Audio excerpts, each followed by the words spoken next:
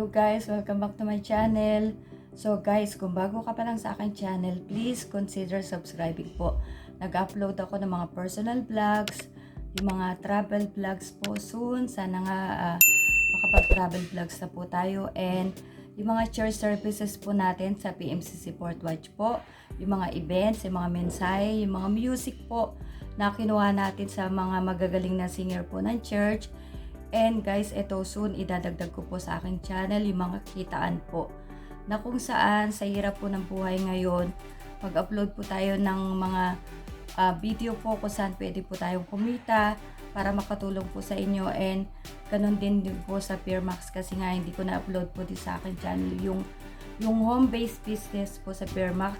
Yan, so sana po click the bell icon na rin para ma-notify ka sa mga bagong videos po na i-upload po natin guys. Yan, at saka yung mga cooking vlogs. Soon pag tayo po ay totally gumaling na po, tayo po ay makapaggawa na po ng mga cooking vlogs at saka kung ano pa pong mga pwede natin pong i-share po sa inyo kung saan makaka-benefit po kayo, may matututunan po kayo.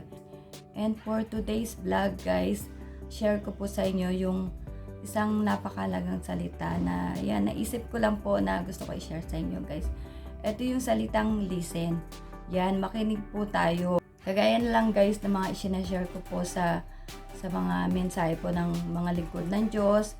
Yan po na like ngayong kawakasan na nga guys, na sana po wag tayo lang makinig po sa ating mga sarili.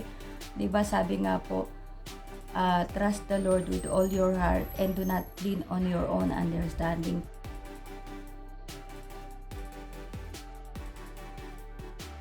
Na paniwalang-paniwala ka sa sarili mo kasi magaling ka, matalino ka, mayaman ka, feeling mo wala ka nang kailangan sa buhay mo. Ito ay base sa natutunan natin sa church.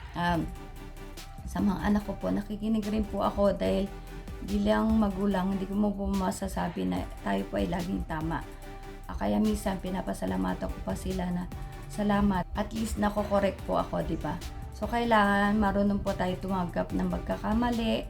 Yan, makinig po tayo sa mga tao na magtuturo po sa atin ng tama. And lalo na ngayon guys, kailangan natin yung kaligtasan. Matuto tayo makinig po sa iba. Hindi lang po yung sa sarili natin na akala natin lagi tayong tama, akala natin lagi tayong marunong, palibasa nakatapos po tayo. Sana po ay buksan po natin ang ating puso at saka yung isip po.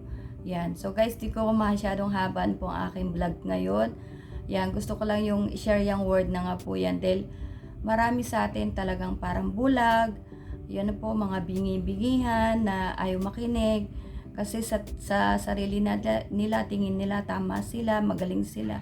Sana po ay tayo ay maging mababa po na marunong din tayo makinig sa iba guys. At saka para din po, hindi natin alam baka ipapahamak po tayo sa sobrang tigas po ng ulo natin, di ba? So yan po yung isa sa mga natutunan ko sa church guys. Makinig sa mga mensahe, makinig sa mga lingkod ng Diyos, makinig sa mga tao na alam mo na may matututunan kang aral. Yan po, tsaka sa mga pagkita, yan guys. So again guys, don't forget to like, to share, to comment po, and click the bell icon na rin para ma-notify po kayo sa mga bagong videos po na i-upload po natin. Yan, soon, sana sa patuloy natin paggaling, yan, mga travel vlogs po, at saka yung mga kitaan guys.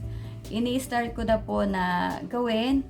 Sana po may share ko na po sa inyo para makatulong din po. So God bless and advance. Merry Christmas po sa lahat.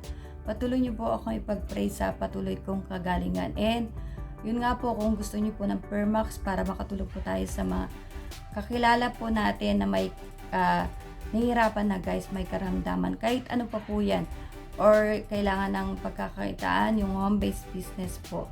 So mag-comment lang po kayo sa comment po sa baba and sa description box po. Again, kung kailangan nyo po ng church, kung saan yung pananampalataya nyo po ay mapapatibay. Yan guys, click nyo lang po yung mga link po na nakalagay po sa description box. So again, advance Merry Christmas.